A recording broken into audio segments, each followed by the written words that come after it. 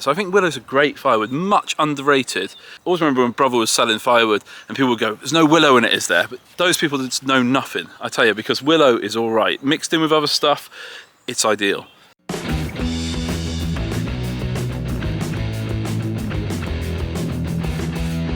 So on to the third section of my willow. So I'm just going to cut 5 trees across. This one hasn't seemed to have grown as well as some of the other sections, I don't think. I guess it varies a bit on water and everything else. I just brought my chainsaw up, some gloves, billock, hat, chainsaw trousers, just as a basic lot of stuff. But you can see I've got quite a lot of bramble cover. Willow doesn't like competing with stuff very much. And over here you can see last year's, which we need to thin back. The year before's, which is coming on quite nicely now. So I'm going to start chomping this up. I'm going to cut up high, one cut, drop it down. Then I might chomp where it stands, I'm not quite sure yet. Kind of whatever's easiest. There isn't huge amounts here, so there's no point in being kind of, yeah, I don't want to set myself up a new base really to do stuff. So we're going to cut this, see how it goes.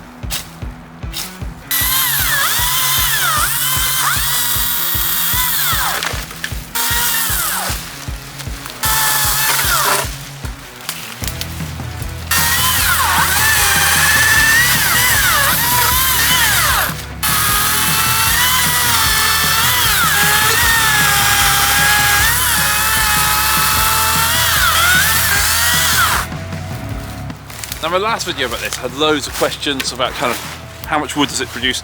Obviously it's not huge amounts, but what you do get is some nice sized timbers that don't need splitting, which is kind of ideal. What we're trying to do is reduce labour with this. Obviously the base piece, a little bit bigger. I'd say still doesn't need splitting probably, but you could split that in half. And you can see I need to clear myself a bit of a space to give myself somewhere to work really. That was meant to be the idea between this pathway between here and the hedge, if you can see up there. But unfortunately the brambles have kind of got away from me in there. I should have run a mower up there or something really, ideally. Pay attention where the camera was.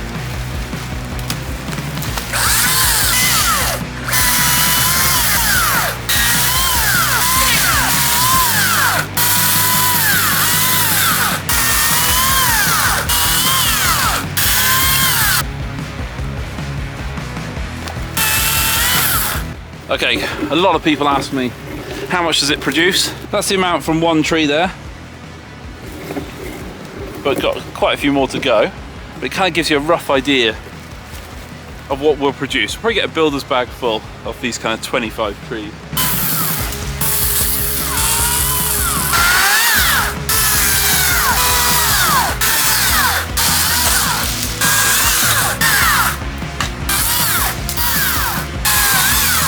So the battery's gone flat on the saw for the first time, but we're getting a little pile, see how far I get today. I don't think I'm going to get to today, and there is a storm blowing in, it keeps threatening to rain, it keeps spotting with rain.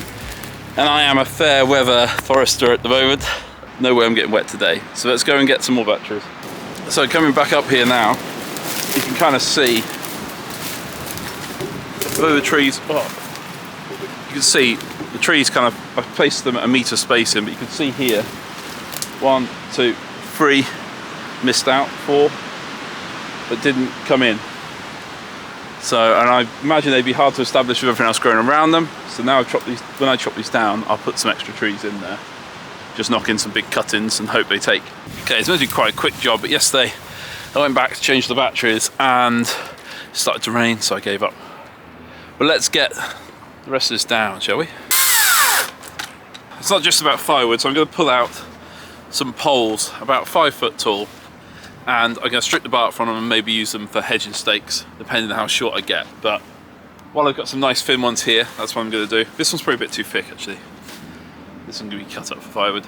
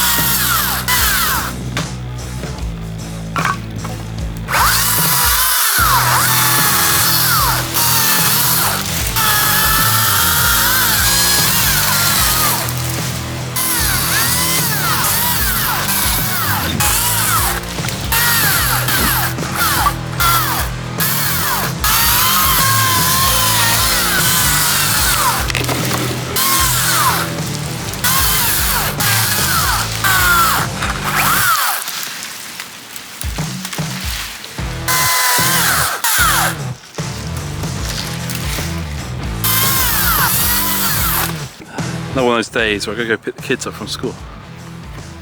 Oh, chainsaw trousers and a helmet. It's like instant sweat, isn't it? Oh well. Keeps you fit, doesn't it?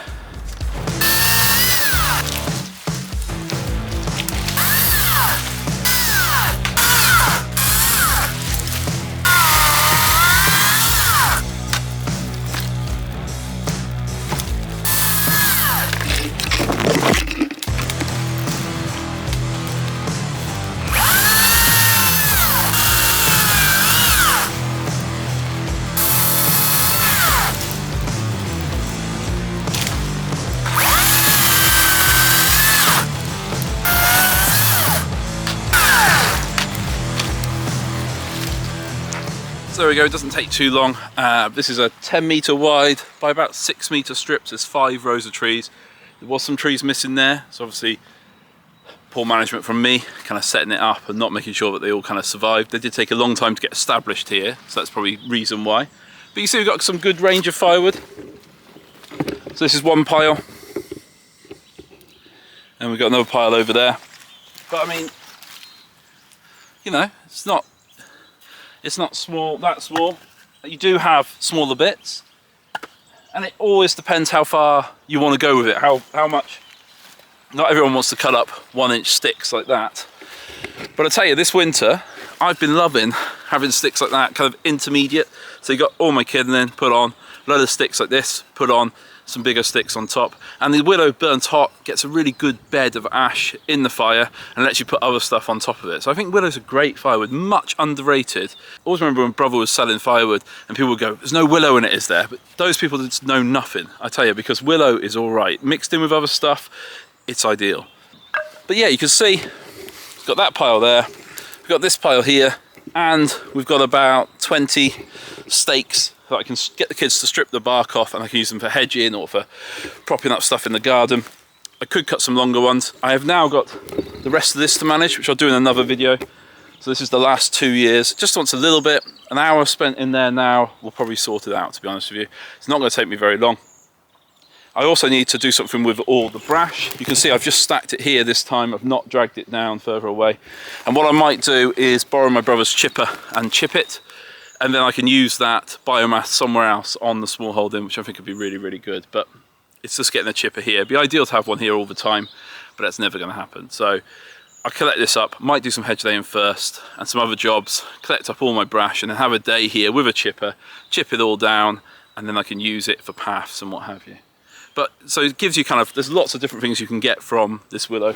And some of these longer bits here in the 2-year growth, I might use as binders for hedge laying as well. So, you know, there's lots of different possibilities from quite a small space of land, really. Obviously, looking forward, we've got another 2 years until we've done all this once. This is kind of the middle year now. And then it's whether we kind of do this on a 5-year rotation or whether we have a gap and leave it for a couple of years. But I should say we've got a good builder's bag full of wood there, if not more. I don't know how much firewood is these days. I have never bought any.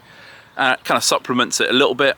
It provides lots of materials. I always coming down here when we've got something that scouts and stealing sticks and stuff so that the scouts can cook their sausages on the fire and things like that. So it kind of, you know, it's a really good resource to have.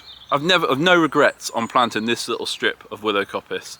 The question I always get asked is kind of how much wood does it produce? Well, it varies, and also it's not worth it on such a small scale. Well, I'd say it is, you know, not counting your labour. It's just nice to kind of give yourself a little bit of independence, even on this kind of small scale, considering how much wood we burn. But we've got lots of mature trees here. I'm a carpenter as well, so you kind of, you know, all those things add up to kind of having being quite self-sufficient in our firewood. But thanks for watching, guys. I hope you've enjoyed this, and I'll see you next time.